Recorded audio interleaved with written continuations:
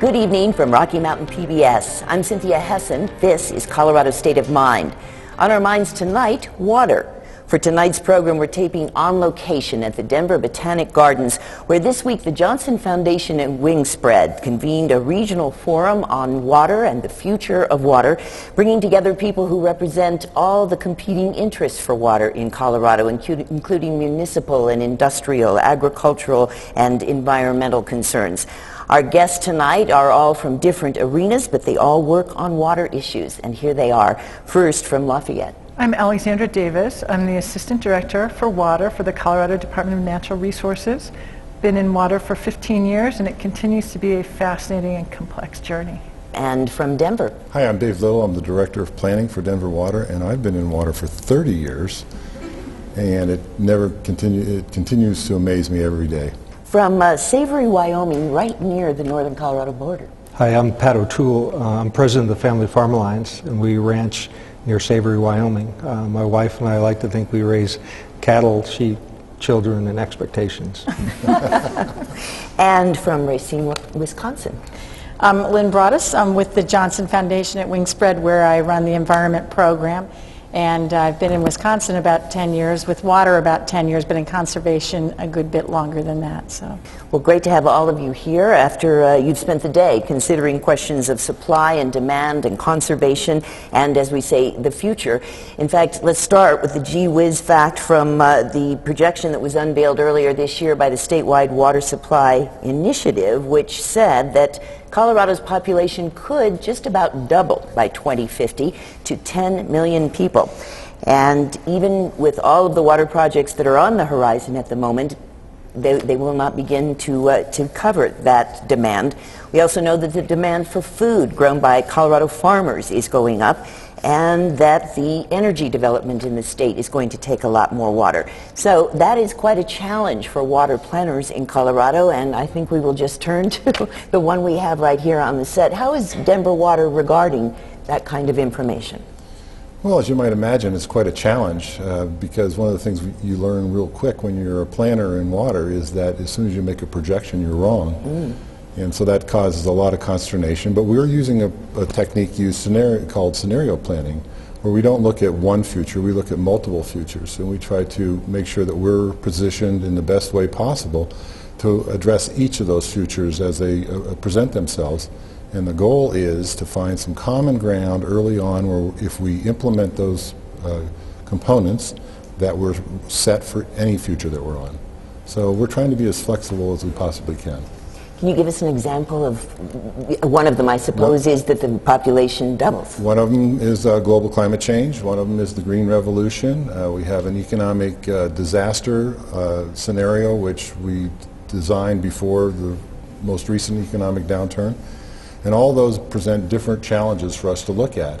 And by us looking at the different challenges that we could potentially face, then we can be prepared as we move into the future and make sure we don't lose any opportunities or allow any opportunities to evaporate.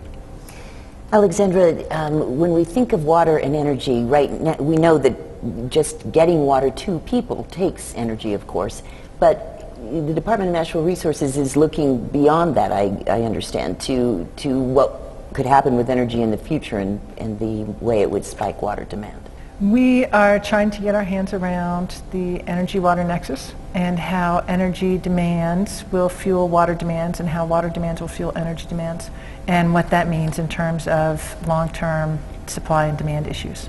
Then conservation was a big theme during this forum. yeah, well, maybe first I should just let people know. The Johnson Foundation, what we do, our role in this is not to be the specific experts around water or certainly around conservation specifically, but to bring people together from around the country to try to work through some of the water challenges that we see popping up. And certainly conservation is one of those that many areas of the country have faced and addressed through their planning. And one of the things that we heard during this forum was that, first of all, Denver Water's done a very good job in terms of the conservation to date in the municipal and residential conservation in Denver and the suburbs that they supply, but that there's a lot farther that we can go. And there was some very interesting conversation around sort of what to benchmark as the goal for conservation. And we can look to other cities around the United States, Seattle being one that, and some other Pacific cities that have done phenomenal jobs around water conservation. But we were reminded, if we look beyond the United States and look at what a lot of other industrialized nations are doing for water conservation, we could probably do on a quarter of the residential water use that we're doing right now without changing our quality of life. And so it was kind of fun to hear the dynamics around, well, just how far can we go, and are we setting the right goal? I want to bring Pat into the conversation. We know that the lion's share of water in Colorado goes to agriculture, and agriculture has been working on some conservation techniques, including, for instance, irrigation that doesn't use as much water, right? There's a lot of efficiencies that are done in the irrigation world, but the reality is we're losing ag water for a lot of different uses. Everybody that needs water in the West now looks generally to agriculture. And let's explain how that works, that farmers transfer their water rights to cities if they come calling, or whoever would like to buy them up, right? Right. I talked a little earlier about how in Wyoming the water's tied to the land, in Colorado the water's a market. And so you can sell water in Colorado, transfer it, and that's been done in a pretty significant way, and is representing farmers in the western states. It's clear that we're losing a lot of water, a lot of land, and really a lot of young people that should be getting into farming, and there's a real concern out there.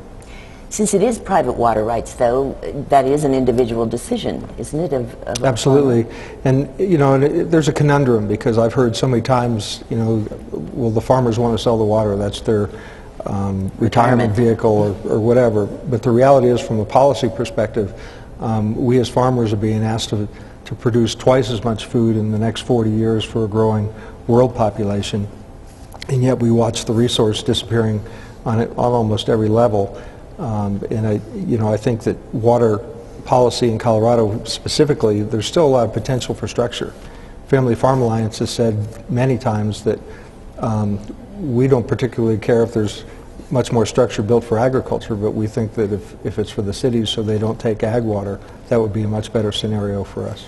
Pat, I've been curious, because one of the things that was framed up today and frequently gets framed up in the conversations around water is this sort of tension between urban needs, and we know that especially in Colorado there's this, maybe doubling in the next 50 years, and the tensions that creates, because everybody needs food and that we enjoy the rural lifestyle and all those sorts of things. To what extent do you think agriculture might get involved in helping to drive conservation as opposed to structures, conservation and efficiency in the urban setting to be able to protect the agricultural way of life and productivity? Right. Well, that's a decision. And Denver water has one of the greatest reputations in the country. I think Las Vegas claims they do, but I don't think that's accurate. And that's, from our perspective, we look at, are there conservation measures that would make a lot of sense? We think that there are, and I think that recently there was a decision about something as simple as toilets, being more efficient in the Colorado legislature. We've got to make a few moves on each side. There's efficiencies in some ways that can be done in agriculture and are being done, but the reality is we've hit limits. The West was limitless for our fathers and grandfathers. The West has limits now, and water is the biggest limiting factor. And so it's, and I think that's what we've tried to do with the Johnson dialogue is we've realized that we've come to the place now where we've got to have a dialogue to solve these issues. Aren't there situations where urban use of water is helping to fund infrastructure improvement in agriculture? I think there's some scenarios. In fact, the Forest Service is looking at a watershed-based, urban-driven process right now. But the reality is, let's take the Platte River. The Platte River infrastructure was built during the Roosevelt administration, not Franklin. It's 100-year-old stuff, and what we're seeing is leaking. I mean, things, just basic infrastructure things that could be a lot of water would be an easy fix, and then cropping would be another way of looking at it. But it's really driven by the need to grow more food rather than less. I think it's going to be an interesting question, because we need to grow more food, we need to produce more electricity. When you look at the numbers, however, the Front Range Water Council claims that they use 6% of Colorado's water. They consume 6% of Colorado's water to provide for 80% of the population. So when you talk about conservation from a municipal point of view, you are saving a very small percentage of the amount of water that we actually use. And if we don't look to agriculture, which is the largest consumer of water, then we are missing a huge piece of the pie. And there are other countries that have done very interesting things in terms of agricultural efficiency and sharing those efficiencies, and even other states like Oregon, which have different abilities to allocate water. And I wonder if I know it's very complex, and I know that there's no simple way to parse out efficiencies in agriculture, but are there more things that we could be looking at in terms of agricultural efficiency? Well, I think there's technologies that you can get to an irrigation system that's dripping water one plant at a time. But that has a lot to do with how rivers are regenerated and return flows, which is the water coming from irrigation that goes back into the river and then is used several times. And I think you've got to understand that the way that the water is used for agriculture in Colorado right now, or in the West, is based on a century of experience. And what we know as farmers is we are expected to do more with less. And even though the total number is 75, 60, 70, 80%, whatever that number is, the reality is it's what it takes to raise the food. Well, and one of the things that we heard during today's discussion is that it's hard to make sort of sweeping generalizations, but because if the crop is a perennial crop like almonds or vineyards or something like that, you can't just sort of pull them off of water one year and expect them to live through that year to the next year. Whereas if it's a row crop or a commodity crop, then maybe you have different options available in terms of the kinds of conservation and efficiency that you can consider. And that sort of resonates with what we were hearing during the process that created Charting New Waters, a sort of document that the Johnson Foundation facilitated and emerged around call to action around water issues, that you really do have to, while we need to take national goals into consideration, we need to take local experience and the local voices and figure situations out, that there's no one size fits all for the solution. What Lynn's referring to is, I think, what was called lease and fallow today. Can you describe how that works, Dave? Well, there's a lot of different ways that it's been portrayed, but the municipality would come into the agricultural community and work out an arrangement where, under certain circumstances, we would take the water off the land and pay the agricultural producer not to produce a crop that year. And in the long run, the producer would be as good or better off than they would be if they were producing a crop, and the municipality would get the water. So those type of ag partner and urban partnerships, I think there's some value there in doing them. And it would work that it wouldn't be every year the same farmer giving Well, us you the could water. rotate around or with different farmers, or you could just have contracts with certain farmers. It's a very flexible model that you could follow. There's some interesting discussions that are going on now that if you, in essence, bought the development rights off the farms and allowed that water to stay in agriculture, then maybe the water could come off the ranch or farm sometimes for the municipal needs, and then other times it could be used for crops. Most of the time it could be used for crops. And if the farmer wants to sell the land, they sell the agricultural production portion of that land, allowing new farmers to come in, because as Pat knows, a lot of the farmers are getting older and the kids aren't staying on the farms, and that's a real issue for the agricultural community. Yeah, actually, for family farmlands, we identify issues that we, do long term, and that is our long term issue. I think the numbers that we're working with is 8% of farmers are under 35. That's not a sustainable number.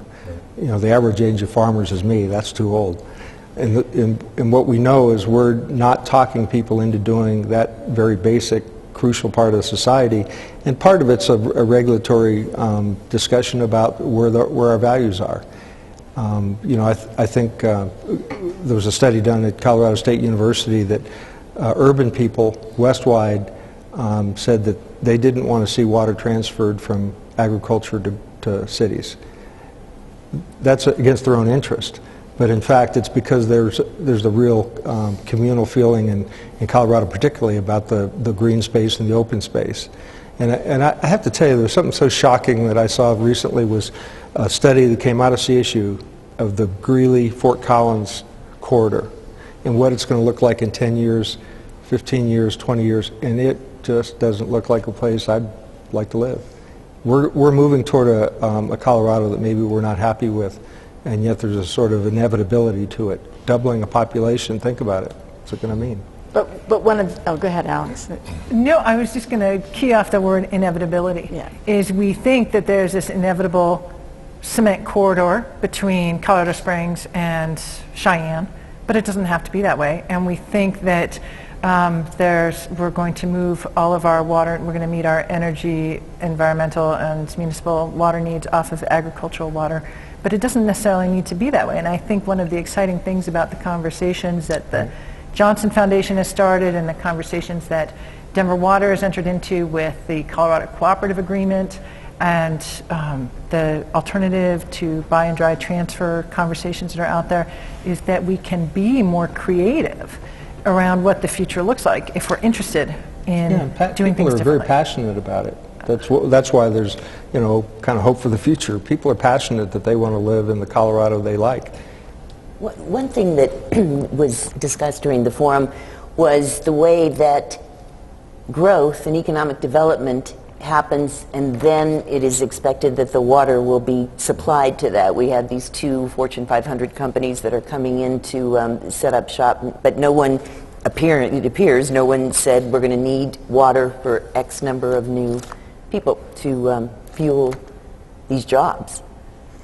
That's definitely an issue from our perspective because there is no direct connection between the drive for growth to occur in the Denver metropolitan area and the water that we're going to supply that growth with. We probably need to have more dialogue between the people that are pushing the growth and the people that are supplying the water. Right now there's some disconnect on that, and I'm looking forward to that dialogue. And this is a situation that's not dissimilar to what's happening in other parts of the country, this sort of disconnect between the water dialogue and the planning dialogue, that the planning comes first and then you got to figure out the water. But given that it's happening, it doesn't have to be either or. Either we can have the jobs and growth or we can have our water. If we can step back, I mean, this is one of the things we've heard through Charting New Waters as well as during the forum conversation. If we step back and look at, well, how much water do we really need for a household? There was somebody brought up the issue of we can also look at how we develop. I mean, if we have that number of houses, it's not just the low-flow shower head in that house, but as you look at patterns of development, some use a lot of water just to transfer the water from point A to point B, as opposed to denser forms of development that still retain all kinds of quality of life matters but don't use nearly the kind of water and have nearly the kind of impact on environmental resources. Is there any connection at the state level with land use planning, water planning, energy planning? Interestingly enough, in Colorado, all of those are done at the local level. And so land use planning is done by the counties. County commissions generally handle all land use planning. Water planning is done by municipalities, individual farmers. It's done on an individual ad hoc basis. And energy planning is done by the energy companies. And so so far no one has put them all together. The different agencies in the Department of Natural Resources seek to do that and to understand what the trends are and how we can facilitate trends that promote quality of life, promote proper development of our resources, promote judicious use of our water resources as well. But because we are a very individualized system, it's difficult to do that. We've talked about the possibilities of conservation at the urban level, at the farm level. What about energy? Are there efficient ways of using water that energy companies are engaging in? There's going to have to be, and I think I read in the paper this morning the area that I live in northwest Colorado or southwest Wyoming, the BLM said there's going to be 90% of it's going to be open for energy development. That's going to have a huge impact on the water supply up there, and you know, fracking is a very talked about issue right now, yes. and it's about will our water supply be impacted by that. But I think the real issue is where's the water going to come from to do that. And there's technologies out there now that are incredible, that are going to answer a lot of our questions. I think I mentioned I was at CSU recently and did a tour of all the projects they're doing on both energy and water cleaning, and there's spectacular opportunities, but we have to we have to be the generation that says, okay, we came to our limits, now let's solve these problems, or we won't have options down the road. That's the reality of it. And again, let me say on the energy side, I think I heard you say that we don't know how many wells there's going to be yet. And until we start getting some parameters, we can get our arms around it, it's hard to make those kind of long-term decisions. That reminds me of something that Denver Water brought up during the forum, which is that sometimes urban water providers feel as though they're the only ones working on conservation methods. Excuse me, that was Greg Fisher that brought that up. He also works at Denver Water.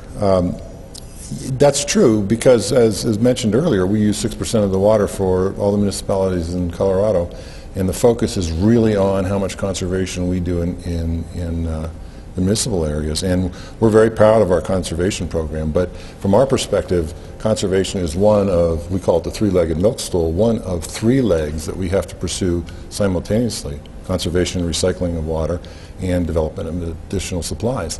You can't do any one of them. Some people would suggest that you should do one before the other, but to get a water supply in place takes 25 years. So you have to do them all at the same time.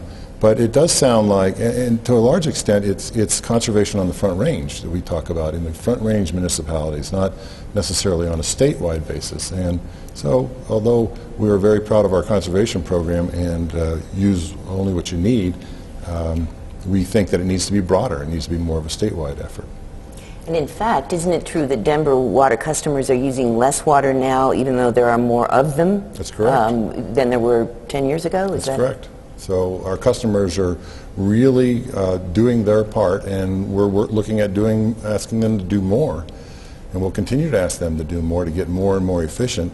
There was some discussion about the efficiency of transporting water, and our water loss rate is down to 3 or 2% in our system because we repair leaks, and we have a very aggressive program on that. So we're trying to check all the boxes because eventually we're going to do everything in conservation that we can possibly do, everything in recycling that we could possibly do, and everything that we can do for water supply development because of the population growth that's going to occur. And it's also true nationally that while the population has grown, water use has remained the same. Then someone suggested today that people in urban areas might very well be willing to pay more for their water to make sure that there's water in the streams, for instance, for recreational purposes and for environmental purposes. How elastic do you think that is? Well, you can answer that question sort of on an academic level and then on a sort of more personal level, or the real level in a real city. On an academic level, there have been studies showing that the elasticity, if you will, of price of water in an urban situation is pretty elastic. People can spend more and are willing to spend more for water because they need it. It's not true in an agricultural setting. But the suggestion was made that we know that throughout the country, some places more than others, we are underpaying for our water. And this is a real problem for municipalities because people are used to getting relatively cheap water. I know in my household I pay about $30 a month for my water and sewer in Milwaukee, Wisconsin. But the problem is we're not paying to replace our infrastructure, much less paying to protect the water source itself. And so there is a growing interest in trying to align those rates with the real cost of providing water. We're out of time, but I want to make sure that everyone has one final remark to make here about the future of water. Alexandra, from your point of view, what do you see in the future? I think it's critical that we stop bifurcating in environmental protection and economic development, because protecting the source is environmental protection which supports economic development. And we see over and over again that protecting the source enables us to provide clean and reliable water supplies. And we need to keep that in mind going forward. Dave. I agree. And we also have to have a safe place where we can have discussions instead of demonizing each other's use of water, because these issues are huge, and it's going to take all of us working together in a collaborative fashion for us to be able to find the solutions. There is that contention between East and West, rural and urban, but it's changing? I wouldn't say that it's changing, but I would say that there's a lot of cooperation out there. And I said this earlier, and I really mean it. Our generation's responsibility is to solve these questions for the next generation. Lynn, when you think of taking what happened in this Colorado Forum to other places, what stands out in your mind? Well, we certainly got a number of messages that resonate, that we heard here, that I think will resonate on a national level, and so we're anxious to distill down through that and also hear from the voices in other parts of the country to wrap that up nationally. But we certainly encourage anyone who's interested in this to visit us on our website at johnsonfdn.org, Charting New Waters. I mean, our goal is to have that sort of de-escalated conversation. This is just way too important to stay in the world of rhetoric. And that's Colorado State of Mind for this weekend. You can see the program again at rmpbs.org or make a comment at our discussion forum. Now, thank you to Pat O'Toole and Alex Davis, and to Dave Little and Lynn Broaddus. Very nice to have all of you with us tonight. We will be back next week with a new edition of Colorado State of Mind. I'm Cynthia Hessen. Good night. While they're very active actions that the utilities are taking to try to drive conservation, people are choosing to do it sort of on their own, and that we don't have a total understanding of what's behind those behavioral changes. But we also know that plumbing fixtures are changing. You don't have to make a choice to buy a low-flow shower head. For the most part, that's what's available now. The toilet standards have changed, so indoor plumbing use is changing.